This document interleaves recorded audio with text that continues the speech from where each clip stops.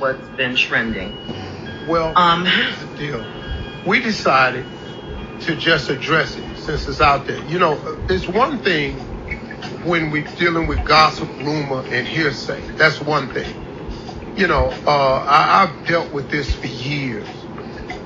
But when it's not gossip and it comes from, a reliable source, then it turns into something different.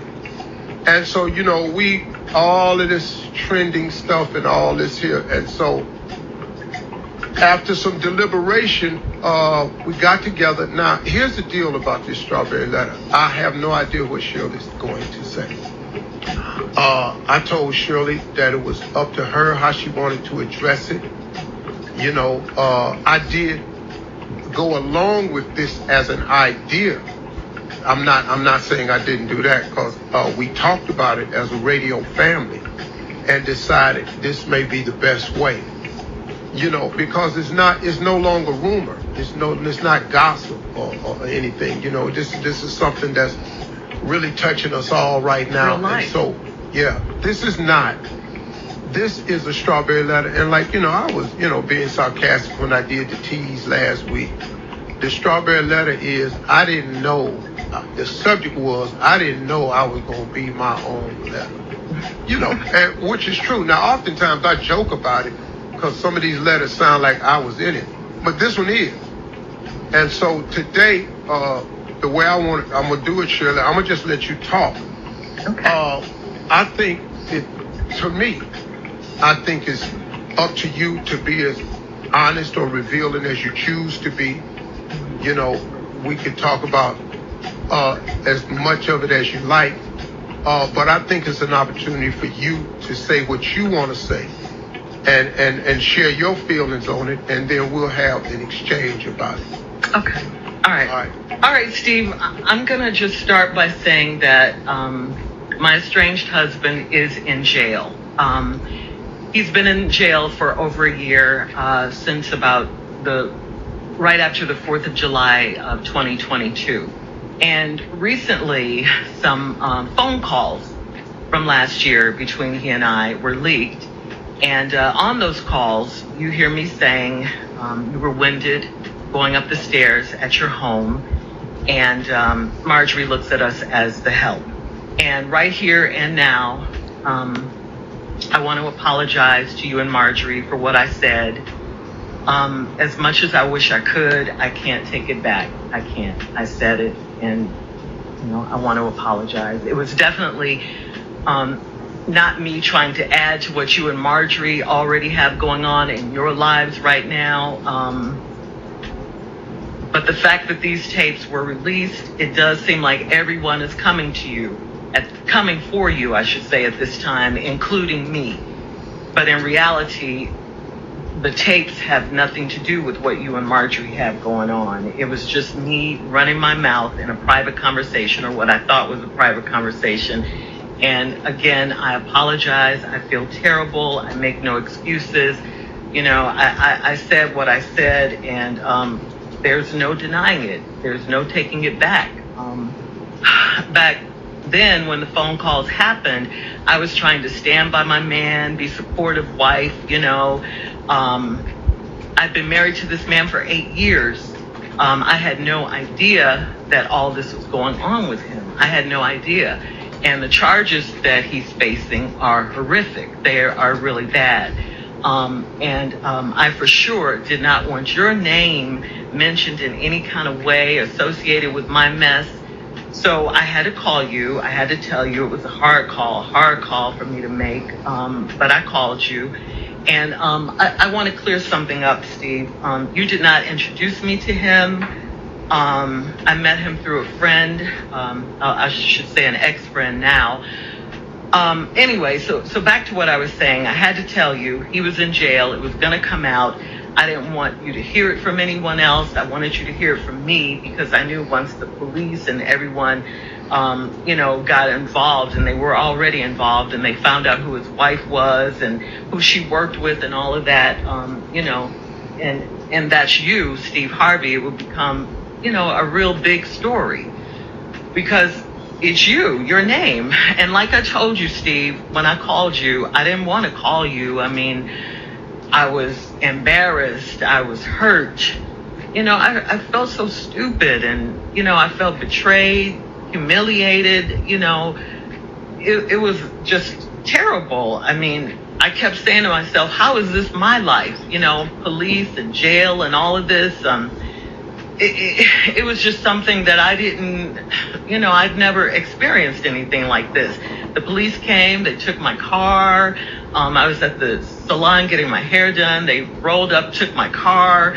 I had to have my stylist take me home. I had to move in with friends. I lost my house. I lost everything. Oh, and I have to tell you this too.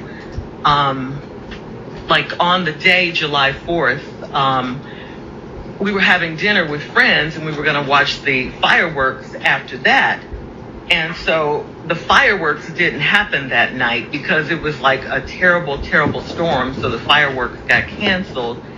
And when I look back, I see now that was kind of a metaphor for what was about to happen in my life. The thunderstorms were coming. They were coming. The next day was the last time I saw him.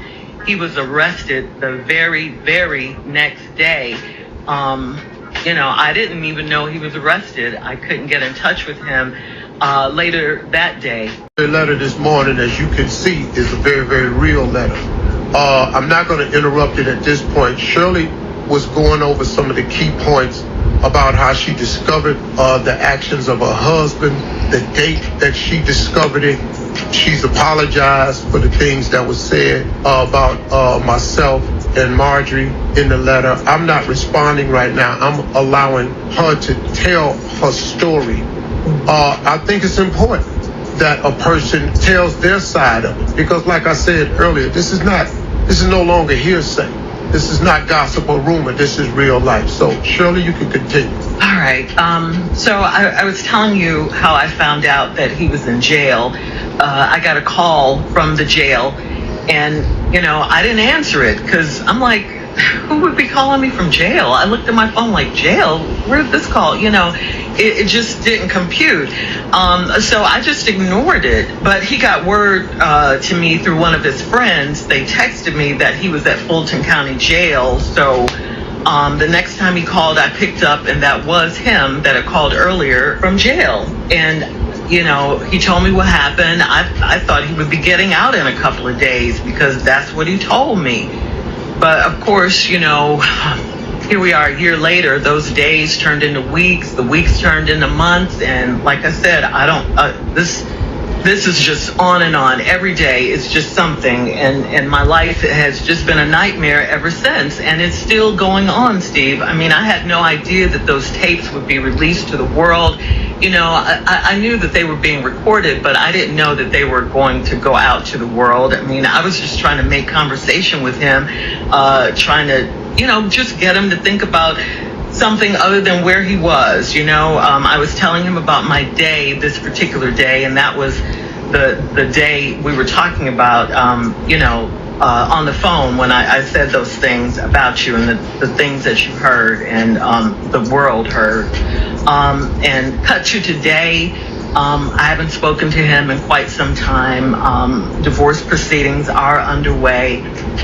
And Steve, at this point, all I could say is what I have is my faith. If it wasn't for God, I probably would have, lost my mind or something in this instance.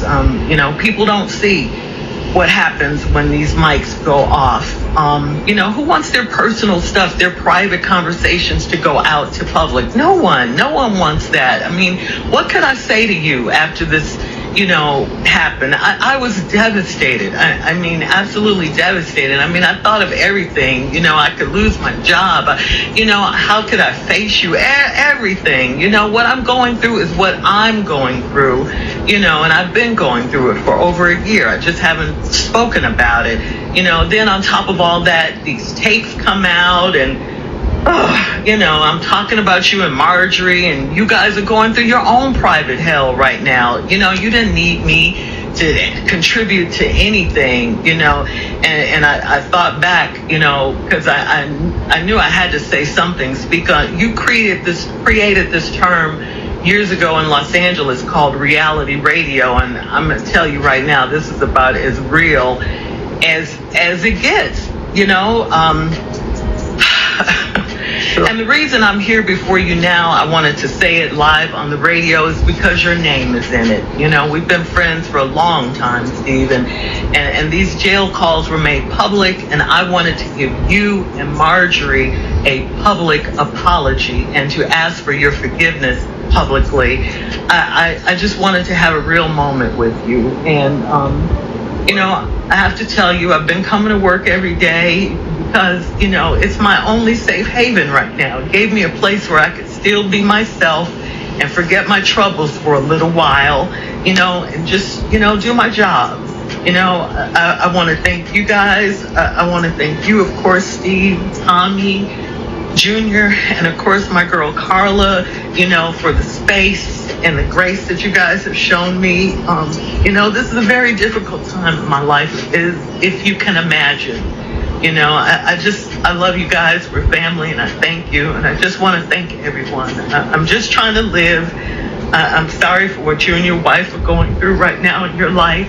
And I hate your names were dragged into my drama because you certainly don't deserve it. That's it. Well, Shirley, let me say this. First of all, what's happening to me and Marjorie, I'm going to address that. But let me say this, though. The devil is busy. The devil is busy. And the devil don't come for those he got. He sends those that he has. So now, with all this going on around us right now, what I do understand, though, see, this jailhouse conversation you had was last year in October 2022. But the devil know how to pile on at the right time. So this tape that was made in October 2022 gets released right on the heels of all of this to just pile on some more. And I guess you say, you know, it was recorded because, you know, when everybody get that phone call, who ain't had that phone call? Fulton County, we please know yourself phone call. This phone call is being recorded. We come back, we'll address some more, but this strawberry letter looks like it's about to be the 9 o'clock hour. So we'll be back with more of the Steve Hart Morning Show right after this. The letter has Shirley to tell her story, whatever she wanted to do. We didn't rehearse this, we didn't plan this. Shirley came out and apologized for the things that were said about myself and my wife. But I also realize, and I know the timing of all this is important, because this conversation she had with her estranged husband was in October of 2022. The tapes got released right now. So, and then when you can throw my name on anything, because you look at all these stories, my name headlines the stuff. And so Shirley, when it came out, she called right away, apologized and everything. And so I understand that. And Shirley didn't want her mess to become our mess. Let me say this to you, Shirley. We have known about this right after it happened.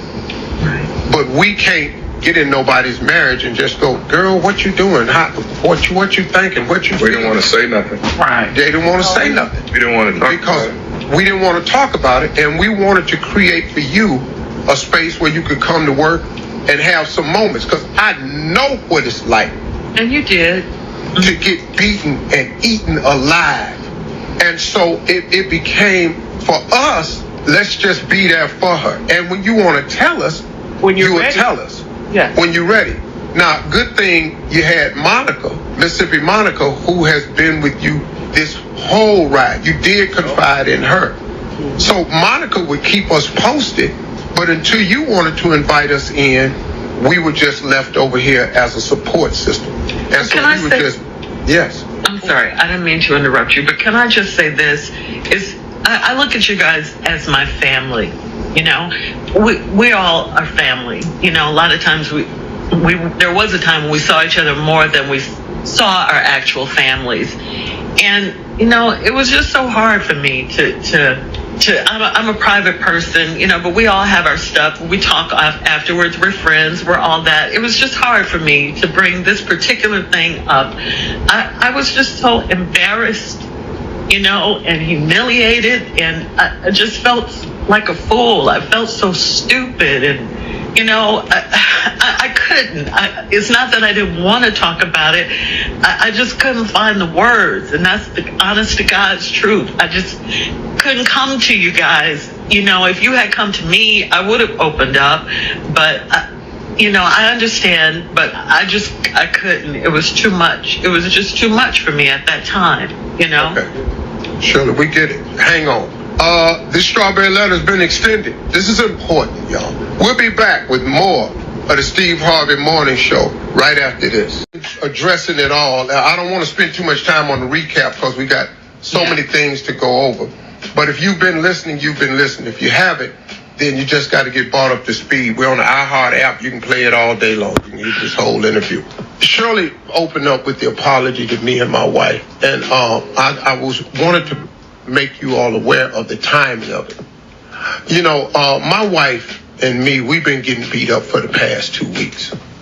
But when something like this happens, our motto has always been to never address bloggers. Right. And we don't give it no room or steam. No life. No, nothing. Because we know who we are and we know whose we are. And so we don't address bloggers. When this came out, it's a little bit different because it's not gossip, rumor, or malicious lie. It came from the inside circle. Because we are inside circle. We are family. And so when it came out, Marjorie is on baby watch right now. We got another grandchild coming, and the baby's due any minute, so Marjorie's over there on baby watch. She's just doing grandmama duties. And Marjorie don't really get into all this right here. And so I didn't really... look, I'm so used to getting beat up, but I didn't know how Marjorie was feeling about everything that's out there. Because these bottom feeders are just beating my wife up. And even though we've made a conscious effort and we said we're not going to address it, I'm tired of it. And so when this came out, this how the devil worked. I'm going to pile it on. I'm going to go get somebody that worked for me. Because one more time, God don't come. The devil don't come for those he got. He sends the ones he has. So now I'm going to get me a government employee that needs some money, that work in Fulton County. I'm going to get a hold of him. I'm going to release these tapes. I'm going to get him to need a little bit of money. I'm going to give it to this female blogger, and she going to get a little bit of money, and now I'm going to soak them. But the timing of it was ugly because of everything else that's going on right now. And it made it look like Shirley was piling on. Mm-hmm. And that wasn't her intent, but it happened. Like I say, I understand. The part I'm coming with now is because it's been so ugly for my wife, man. And see, this is what I've never done before. It's been so ugly for my wife. And I've stood there trying not to say nothing. But I'm not a blog. Me, Shirley, Carla, Tommy, Mississippi Jr., we ain't a blog. We're a real media platform. And I don't know if you all know what it's like to wake up every morning that we get up. And our job and mission is to brighten your day. And it don't matter how dark our day is. We got the job to be the morning show. And we got to put on the show. And Tommy come in here with Junior come in here off a crisis with sickle cell. Tommy come in here with bad news. Tommy get hit with cancer. Shirley going through her life right here. Carla got a whole family over here. Everybody got crosses to bear. But we got to come in here anyway, and we got to be the morning show. In spite of what's happening in our life, when it ain't funny or fun or inspirational or motivational or informative at all, we just in here trying to make it. So what I'm about to do now is clear up a few things. And you know, the comment that came out, it was untimely. You know, but that's why we don't have people in our house. That's why we don't. That's why a whole lot of stuff we don't do. But when I come back, we'll be back, and my fat wheezing ass will straighten all this out. Stop! I said I was sorry. But I just want to be clear about that. I just want my fat wheezing ass going up these steps. I don't be back. I'm not going to let that go. You were winded though. Well, you sorry all you want. Yeah, that's what I heard. It takes too much time. My wife and I talked about this, and I prayed about this, and Marjorie told me, Steve, drop it, let it go. But I see my wife's face, and I see the pain she's been in. And she ain't just been in this pain for 2 weeks. She's been in this pain for 17 years with me. And so now what I want to do right now, I want to tell you something about my wife. Because we sitting up in here and we dealing with stuff and that y'all just printing lies and rumors, and the viciousness of it is what I'm finna talk about. Now, let me tell you something. Normally, we don't care nothing about your blogs and all this here, but I'm really tired of y'all, man. And you know the sad thing behind all of this? The majority of these blogs, they black people.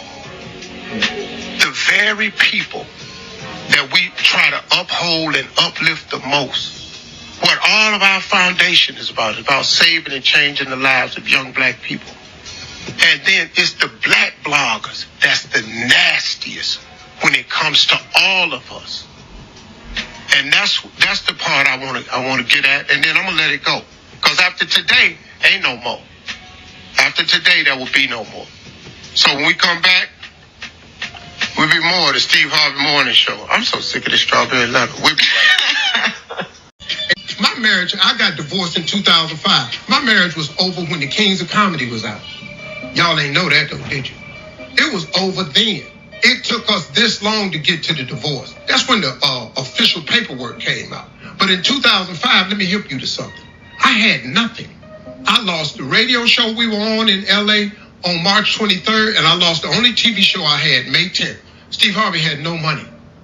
Got with Marjorie again New Year's Eve, met her, talked to her.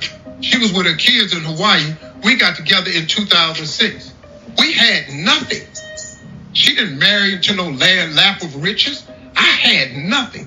When I asked her to marry me at the end of 2006, and then she said she wanted to get married in 2007, I told her too soon. I got to get some stuff together. She said, what? I said, baby, I ain't really got nothing. I'm trying to build. She said, I'm going to get in there and build with you. We got married in 2007. Do you know what I was doing in 2007? Nothing. We had 4 stations in 2005. 4. We built this. All of us built this. We had 4 stations. We turned this into something. But that woman got down in that foxhole with me and turned this into something. In 2007, we got married. In 2008, we found out that somebody had stolen 7 years of my tax returns. I ain't gonna mention no name. And we owed the government $22 million and we in debt. But then guess what? She stayed with me in that. Then guess what? In 2009, I got Family Feud. In 2009, the book came out. In 2012, the talk show came out. I'm telling you, this woman got in the hole and built this with me. She didn't steal nothing. And I'm tired of y'all talking about my girl. Because my girl is one of the best women I've ever met. And why you black ass people out there got these blogs like you just gonna destroy somebody, I don't really know what that's about. But don't worry about it, because it ain't working. Because all we are now, we are a tighter two-handed, sir. Thank you for doing that. And you're not going to split us up. And we're not going nowhere. And she is none of what you said she is. And she the best chick I know. Now, I'm defending her. And you can feel how you want to feel about that. That's the God in me. But now, just let me give you one piece of Steve Harvey. If I see your ass. We'll be back with more of the Steve Harvey Morning Show right after this. Joe, it's the morning. I'm proud of you, Shirley. I really am. Yeah, Shirley, I'm proud of you. It takes a lot of strength and a lot of courage to do what you did, to be transparent like this, Shirley. You tell your story. Don't let other people tell your story. In our journey in life, we all make mistakes. Surely we all make mistakes. And you have to keep asking God to guide your steps. Mm-hmm. Do you know what I'm saying? For sure. Yeah. Can I say this? Yeah, man. We family, and we got family members. There's not a moment that I ain't got on Steve's nerves and he ain't said, and he in a private conversation with somebody else, you know what, Tommy got on my damn nerve today. It's not like we haven't said things that we just say, you know what, the Junior got on my damn nerve. I'm sick of Junior ass. I've said that to somebody. I've said the same thing, Tom. You know what I'm saying? This morning before I came to work, actually. Tommy getting on your nerves. You said it before you opened the mic. All these damn pictures he's sending, Lord. Ooh. Another You know, fish. man, Carla's right. Tommy's right. Nobody wants their private thoughts brought. Come on, man. Nobody. Do you know what would happen if any of us had our private thoughts and private conversation aired? Lord, Yeah, I do. we wouldn't have no damn. We wouldn't have a morning show. Y'all show wouldn't have a job out there. I just think that everybody. We don't live in a world that's forgiving anymore. Not at all. We don't live in a kind world anymore. We live in a fallen world. But we do have a lot of huge fans on this show. And we do understand that there's a lot of people who love us. The problem, and I've said it 100 times, is hate is louder than love. But love is stronger. And we all gonna have to learn that lesson. And as much as I want to get out there and change things, and as much as I wish people would stand up and back me more, that ain't the world we live in. We live in a social media climate, and everybody's idea is to tear somebody down to get clicks. And we're just not going to sit here and let you click this sister's life away. And I'm not going to sit here no longer and let you destroy my wife's image and character. It's hard. And we need each other to support each other to show love. Now, look, man, do I expect this to change anything? Probably not. But you know what? At least it feels good to say your piece.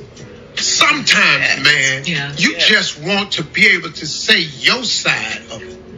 To tell your damn story, your truth. Now, are they going to twist it? Yes. Yes. Are they going to try to flip it and use it against you? Yes. But I got news for you. Isaiah 54:17 is real. It's the word of God. And I don't care what you do. What God got for me. What God got for you. What God got for Shirley. There ain't nothing you can do about it. What God got for Carla. What God got for Junior, for Tommy, for Monica.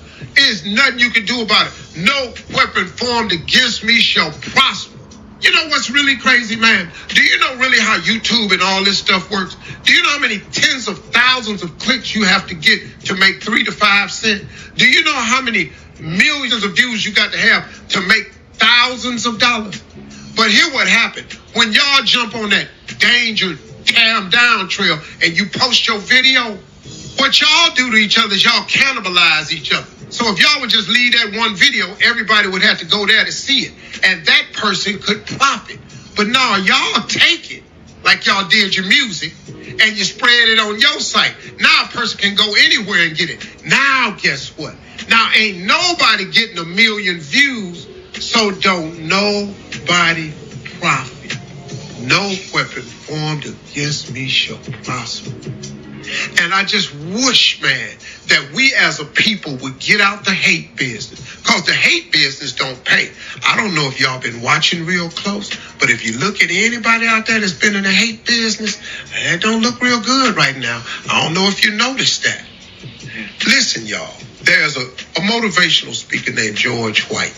And this dude, he released something that has kept me. And I play it to myself every day. I'm going to play this. This is George White, a motivational speaker. God chose you. So you're going to have to fight more. You're going to have to do more. You're going to have to overcome more. But you're going to receive more. You're going to receive more. You who your bloodline been waiting for. And God chose you because he know he can trust you. He know he can trust you. He know you will keep faith when things go bad. He knows that you won't retaliate when people do evil against you. He knows that you won't be conformed to this world, but you'll be transformed by the renewing of your mind.